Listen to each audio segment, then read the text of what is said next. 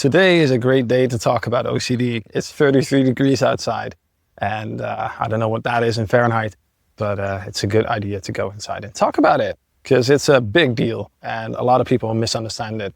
So let's go.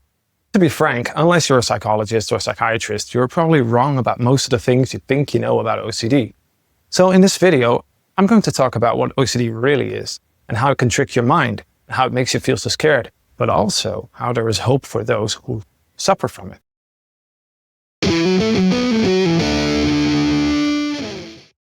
Imagine you're just going about your day. Maybe you're at a busy subway station with your mind on 100 things at once, like what's for dinner or that thing at work that needs some attention. And suddenly a scary thought flashes through your mind. What if I push someone in front of the train? Or what if I get sick from touching something here? And it feels totally out of nowhere and it makes your heart pound like a drum. You try to forget it, but it keeps coming back, louder and louder each time. For some people, these thoughts aren't just one-time weird moments. They keep popping up again and again. And this is called Obsessive-Compulsive Disorder, or OCD for short. Now, before we dive into OCD, I want to talk about something else called medical student's disease.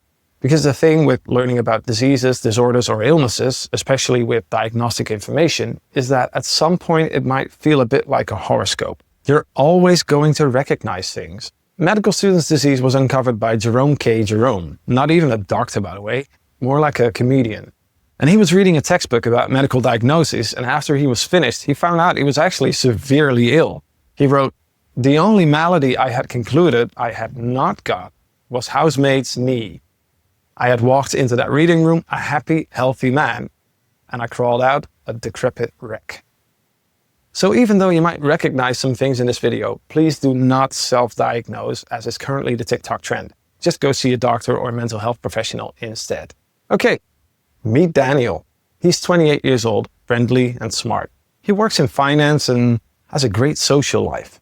On the outside, everything seems fine, but Daniel has a secret. He's been fighting a terrible thought that keeps coming back. And the thought is, what if I'm a pedophile? Of course, Daniel hates this idea. It scares him. He doesn't want to hurt a child, and he's never done anything remotely like it. But since that scary thought popped into his head, it just didn't leave. He started doing something called checking. That basically means he might try to check his own thoughts and behaviors. Like, how did I feel when I saw that kid in the store? Was there anything strange going on in my mind? And another thing might be just to avoid going near schools or parks, even though he used to enjoy spending time with his niece at the playground. Ever since he's gotten these thoughts, he's too scared to be around her because he worries that maybe, just maybe, this terrible thought could be true. Even though Daniel doesn't really believe he's dangerous, the thought keeps bugging him. He tries to push it away, but that makes it come back even stronger. This is a form of OCD sometimes called pure O, short for purely obsessive, which means that most of the rituals, the things that people do to feel better, are hidden deep inside a person's mind instead of being obvious, like washing your hands over and over. So what is OCD exactly? Well, actually, the disorder is pretty aptly named, so let's just go over it. The O stands for obsessive. An obsession is an unwanted thought, image, or urge that causes distress or fear. And this obsession can be pretty much anything, but oftentimes there is a theme. For example, cleanliness or thoughts of harming others. And the C stands for compulsions. These are the things that people do again and again to lower the worry or fear caused by those obsessions. For example, someone who's scared of germs might wash their hands 10 times to feel safe. That's why they're often referred to as rituals, because at some point these behaviors can really ingrain themselves into people's lives and show a lot of consistency. Like, you guessed it, a ritual. Often we see OCD in movies or TV shows portrayed as someone who's super tidy or who can't stop washing their hands. But first of all, those are just examples, and second of all, it doesn't really paint the right picture. Because underneath these behaviors is a deeper problem, fear of what if? What if my hands are still dirty? What if I left the door unlocked? What if I'm secretly dangerous? People with OCD do these repetitive things because it gives them a little relief, at least for a moment. But sadly, that relief is usually short-lived. The thought or fear soon returns, sometimes even stronger than before. OCD is also a very personal disorder. That means that the fears it can latch onto are basically limitless. But for the sake of simplicity, let's take a look at a couple of the more common types. So first of all, there is contamination OCD. This is the one that a lot of us have heard about, fear of germs, dirt, or sickness. Because of this deep fear, a person might wash their hands until they're red and sore, sometimes even bleeding. This usually pairs with avoiding touching things or taking extreme countermeasures to prevent germs, like wearing gloves all day or only touching doorknobs with a napkin. Another big subtype is checking OCD. Anyone suffering from checking OCD has a deep fear of having forgotten something important, maybe leaving the stove on or the door unlocked. A person might check again and sometimes even dozens of times just to make sure that everything is okay. Another classic subtype is symmetry OCD, also sometimes known as just right OCD. This subtype is known for a strong need for balance or perfect order. A person can't stand if things are out of place. They keep arranging and rearranging. They might reorder books, clothes, everything until it feels just right. Another obvious subtype is harm OCD. This one involves scary thoughts about hurting people, including those you love the most. The person doesn't want to hurt anyone, but they worry they might. The point is, if someone fears that they're secretly a monster, it's actually because they care very deeply about not hurting others. That's the whole reason why it upsets them so much. When Daniel first had his bad thought, what if I'm a pedophile? He felt intense anxiety. To calm down, he started to check. He'd ask himself, how did I feel the last time I saw a kid? Was there even a tiny feeling that was weird? If he thought, no, I didn't really feel anything, he'd be relieved for a moment, but that relief never lasted, because soon the scary thought returned. So I'm going to simplify this a bit, but you can basically describe OCD as a cycle with 4 stages. First, there is the obsession. A disturbing thought or image enters the patient's mind, and this causes anxiety, a strong feeling of fear or stress. And to cope with this, the patient performs a compulsion, or sometimes called a ritual. The compulsion can be either physical, like hand washing, or mental, like checking or saying a phrase in your head. And finally, this causes relief, so the patient feels a little bit better. But the kicker with OCD is that this isn't the end of the story, because after that, the cycle repeats and usually comes back even stronger. Why does it come back stronger? Well, because you're basically teaching your brain that this cycle is the right approach. The more you try to chase away or disprove the thought, the more your brain decides it's important and therefore keeps bringing it up. It's like telling your mind, we have to keep checking this because maybe there's danger. OCD is sometimes called the doubting disease because it makes you question things you normally trust, like your own mind, your own morals, or your own feelings. And sadly, many people with OCD also feel shame or embarrassment.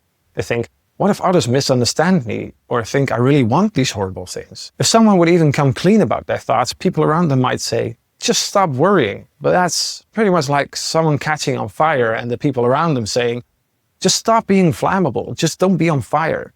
In other words, telling them to calm down doesn't magically fix the problem. Sometimes, because the thoughts are so upsetting, people keep them to themselves. They think, no one can ever know I'm having these thoughts. But the truth is, having a scary thought is not the same as acting on it. In fact, if you're really upset by a violent or disturbing thought, that usually means you don't want to do it in real life. Hello, editing me here. Before we get into the meat and potatoes, what really happens to the brain, I would really like you to subscribe because that's the main way you can help this channel grow. And really, comments are one thing, but subscribing is really, really, really the most important metric that YouTube looks at. So thank you very much, and let's continue the video. Scientists have found that OCD is linked to an overactive alarm system in the brain. It's called the CSTC loop, which stands for the cortico-striato-thalamo-cortical circuit.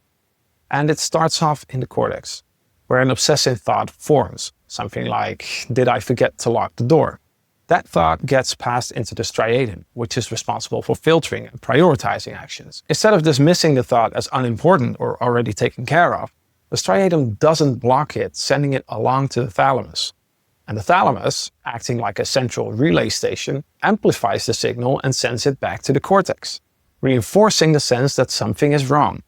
And this feedback loop, from cortex to striatum to thalamus and then back to the cortex, keeps repeating and making the thought feel more urgent and real every time it cycles through. So the obvious question is, why doesn't the striatum work like it's supposed to? And there are several possible causes. The whole circuit might be overactive, or there is a neurochemical imbalance. For example, if the serotonin levels in the brain are too low. That may cause problems in suppressing irrelevant or intrusive thoughts because it works on mood, decision-making, and impulse control. However, quite often the activity in the orbitofrontal cortex and striatum is visibly high on brain scans. So that really does mean that the system is in overdrive, and it supports the system overactivity hypothesis. It's like a fire alarm that goes off even when there's no smoke. And normally, when you check the stove and see that it's off, you feel calm and move on. But with OCD, the alarm doesn't believe you. This means that trying to talk yourself out of the fear doesn't solve it, because this alarm isn't rational. Instead, it's driven by emotions.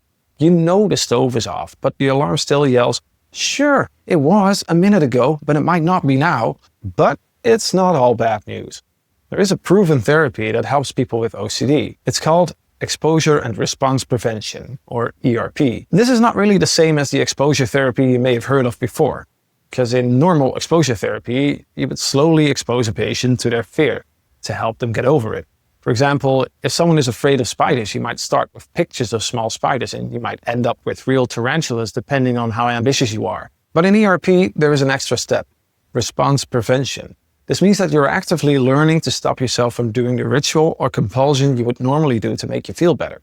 This is necessary because not doing the compulsion breaks the cycle. For example, Daniel's therapy might involve him looking at a photograph of a child, which brings up the scary thought, what if this means I'm a monster?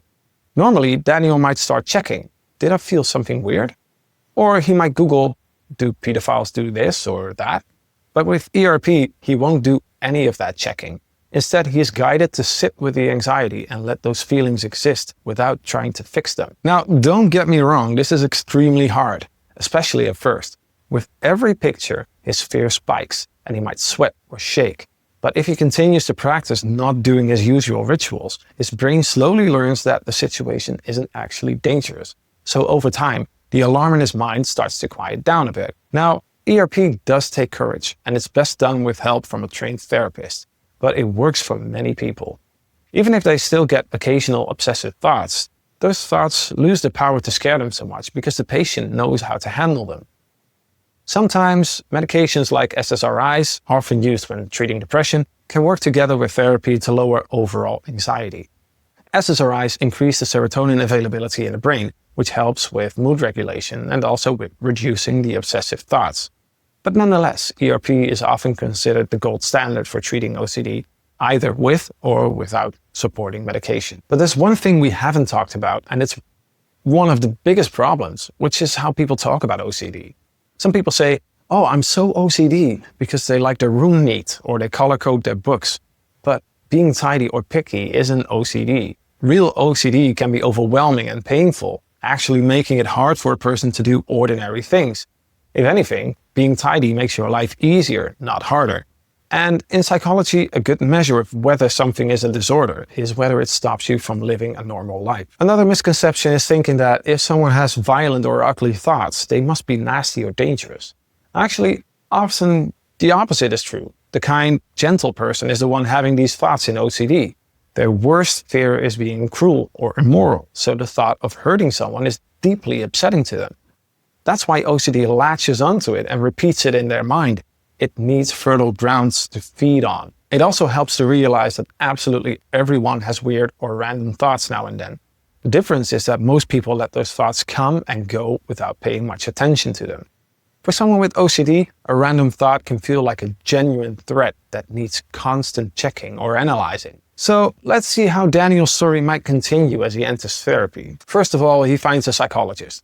Obviously, he's nervous to share his intrusive thoughts, but the psychologist is calm and supportive. So this alone helps reduce some shame, because talking to someone who understands is very powerful. And the psychologist does understand because they know the literature and they have probably seen it before. Nowadays, the preferred plan of action is cognitive behavioral therapy. And this is where they start exposure and response prevention therapy. As part of the treatment plan, they might make a list called a hierarchy. This list goes from the easiest challenge to the hardest challenge related to Daniel's fears. At first, he just imagines looking at a photo of a child and notices his anxiety.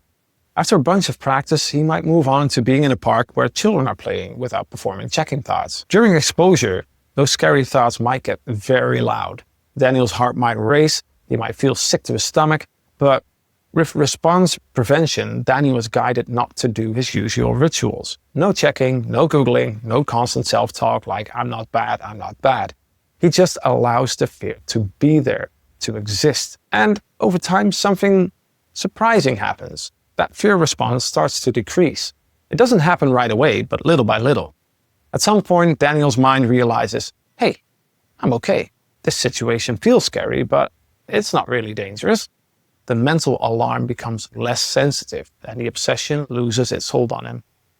Now, Daniel might combine therapy with daily mindfulness exercises or light exercise like walking outside, which can help lower anxiety in general. During this process, Daniel's life starts to open up again. He can spend time with his niece without being tormented by fear, and he can go to the grocery store without scanning every aisle for potential triggers. So a huge lesson people with OCD learn is that a thought isn't an action. Just because your brain serves up a scary idea doesn't mean you secretly want to do it or will ever do it.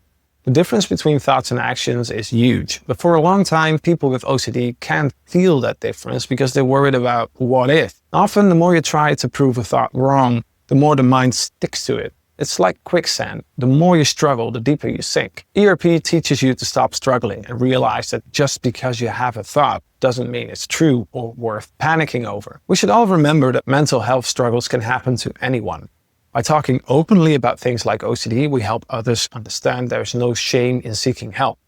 Negative ideas about OCD often keep people silent. They fear others might say they're crazy or dangerous. But OCD is a health condition, not a sign that you're broken or evil. When we treat OCD as just a cleaning habit, we ignore the distress many are going through. We might even miss the chance to help someone who feels trapped in their own mind. If a friend or family member confides in you about having scary thoughts, don't say stop being silly or just ignore it. Instead, listen.